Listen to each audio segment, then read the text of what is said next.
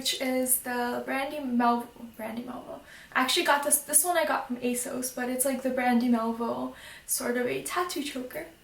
It just flew. Hey guys, it's Anastasia again and welcome back to my channel. I hope that each of you is having a phenomenal day. Today's video is one that was requested a lot and I promised I would create it ages ago and I haven't gotten around to it, and this is why. So before we get into this video, I just wanted to go on a short little tangent just because I thought that the reason why was pretty interesting. So I spent a good part of the past few days walking down memory lane, and this is because I innocently decided to listen to one of my all-time favorite bands that I hadn't listened to in a while. Before I know it, here I am being transported to these days, moments, memories, and even like the specific mindsets I was in those days, moments, memories from years ago that I haven't thought of in years. And this is nothing new. We all know that that's just one of the incredible powers of music. You know, the power to preserve moments and preserve time and then carry us back to it whenever we revisit that song or revisit that artist. So it's nothing new, but just because you are aware of something doesn't make it any less incredible when it happens. So that's what happened to me yesterday. I was just like amazed by this, and it got me thinking about some of the other, I guess you can say, vessels for carrying or preserving memories. And of course I started to think about clothes, because I think fashion is another thing that we all know has the ability to sort of, you know, preserve things that happened while we were wearing it. I definitely know that personally, if I look back on a certain day, I can probably tell you what I was wearing on that day. Likewise, if I look at a certain piece of clothing that I have, I can probably remember where I wore it to or what happened when I was wearing it, and so on and so forth. So again, that also is nothing new. But what was interesting to me that I was thinking about the other day was I have a very positive relationship to one of those, regardless of the sort of memory that's associated with it, whereas the other one is more negative. So even if I was, say, lonely at the time that I was listening to a certain song, listening to it now paints that point in my life less as lonely and more as melancholic, or like some other more romanticized sentiment than it was. Which is interesting because with clothing, it's almost the exact opposite. So I could look at articles of clothing from that same exact point in my life, and rather than feeling sentimental or nostalgic when I look at them, I almost feel a certain sense of resentment or ickiness towards them. Like I don't want to wear them anymore. They've become too laden down with memories or associations that I don't want to have anything to do with them. Which, you know, again, compare that to feeling almost more connected to a certain song because it was with you during a hard part in your life. So I don't know, this is definitely a first world sort of a problem, but I just thought it was really interesting to think about, and I'd love to hear how you think about this. You know, are you of those people that treasures their clothing and their jewelry and, you know, different accessories or things because of the things that you associate with them? Or are you more like me, where you feel like you want your clothing to be a blank canvas for new experiences and new points in your life, and you feel like your existing clothing almost reach a full capacity of memories at a certain point and you just don't want to use them anymore? So I'd love to hear your thoughts in the comments, and that was probably the longest tangent in the history of tangents. But the reason that I wanted to talk a little bit about that was because it sort of explains the reason as to why I was sort of hesitant about creating this choker collection video, because that's sort of the way that I feel about my choker collection right now as it is, where I feel like the pieces in it are past their expiration date and I don't really want to wear them anymore. I don't really want to showcase them because I've sort of moved on. And without any further ado, because that was a whole lot of ado, let's get into this video. So this is the first choker in my collection. I got it several years ago, I forget when exactly, but I got it on eBay. And this is before chokers went mainstream. They weren't available in most stores or online retailers, that's why I got mine on eBay. If you Google gothic choker, this will probably come up on like 100 different websites. And I don't think I ever worn it. I think I wore it once on Halloween and it like broke on me or something. Another one of the oldies in my collection is this one right here, which I also got, well actually I think I got this one from Etsy, and it's also just a simple gothic style choker. And I mean, I liked it when I got it. Now I don't really like it as much, but this was another oldie from my collection. This one I actually got from, I think, my mom. and I think my older sister had the same one, and this probably was one of the first necklaces that spurred my obsession with like the gothic choker slash necklace look, because my sister wore it with like an all black outfit when I was much younger, because one of my two sisters is 6 years older than me, and I remember seeing a picture of her and she looked so like dark and mysterious. I was like, I wanna do that. It's not really a choker, it's more of a necklace, like it goes sort of like that, or around like that. So probably the most worn choker in my collection is, unsurprisingly, this one right here, which is, you know, just the 90s tattoo choker. And I actually had 2 others of these that I was really disappointed in before I got this one. And again, I purchased those before they were available in every single store you could think of. And I got them on eBay and Amazon, I think, like, also. And each one was defective and awful, and I hated them. So I'm not even going to show those because they're just awful. But this is the perfect one that I was always looking for. And it's because it just goes on above your head like it's supposed to. The other ones came with really weird clasps, and by really weird clasps I mean none. So you were just supposed to like tie the wires. It was just really awful. But this one's perfect, and I got it from ASOS online. So this is one of my favorites in my collection, and it's this like dog collar style choker from Doll's Kill, and I wanted it for ages. It's in that like univ style because it makes everything look cooler and more tough and edgy, and I loved this one because it was silver and I love metallics. I just thought it looked really cool with a lot of different looks and made everything look more futuristic and xenon-esque.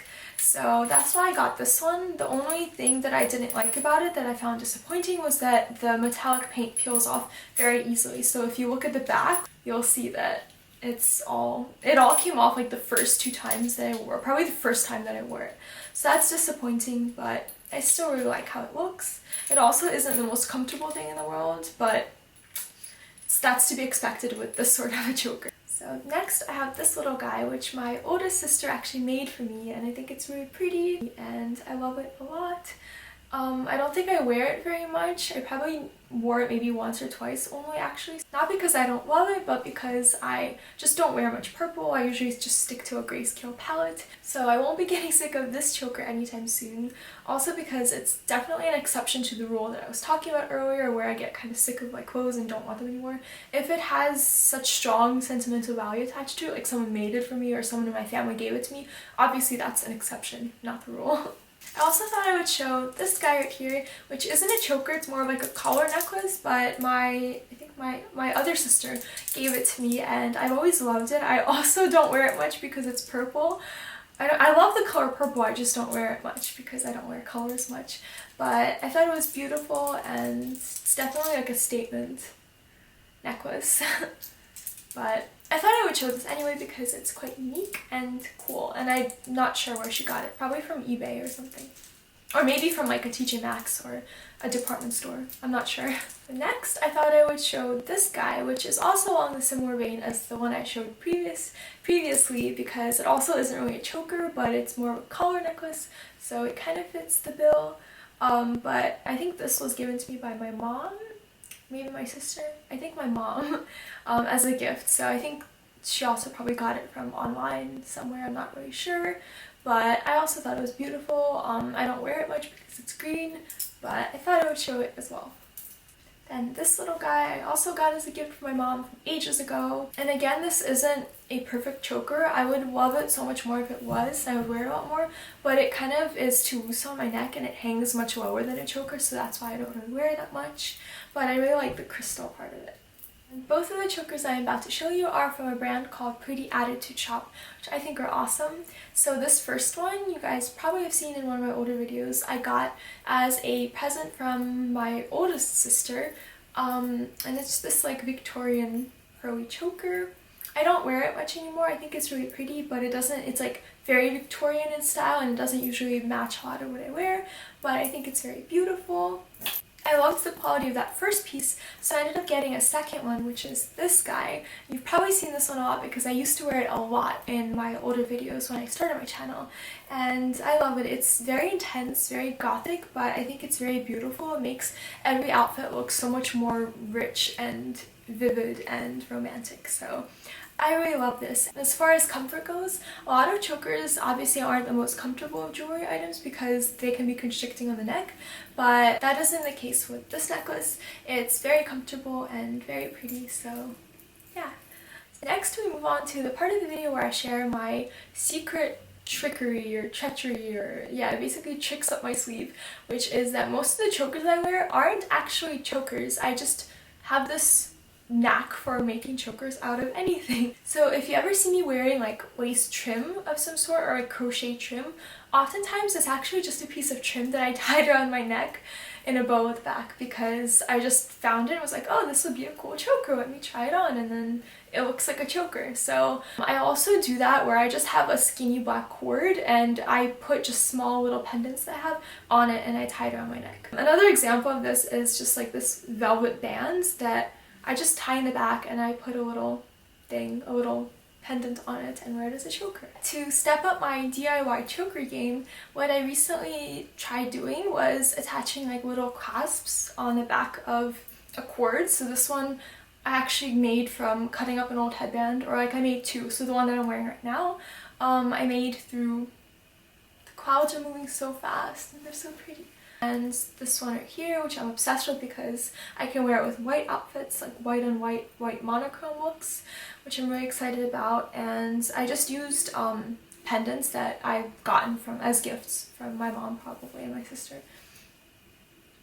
Another secret thing that I will sometimes do if I want a new choker without having to go out and buy a new choker is if there are necklaces in my jewelry collection that I like but would like much more if they were in choker form, is I will literally just tie them in the back and then hide the knot under my hair.